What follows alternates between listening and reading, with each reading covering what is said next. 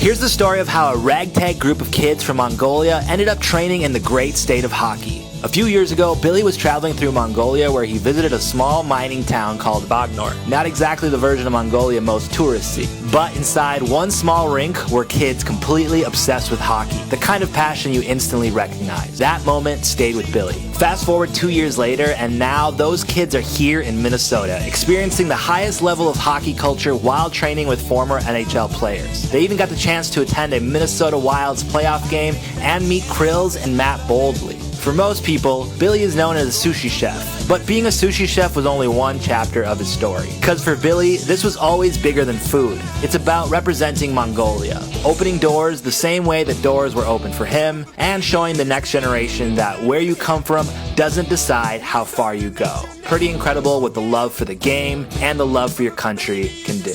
Sushi!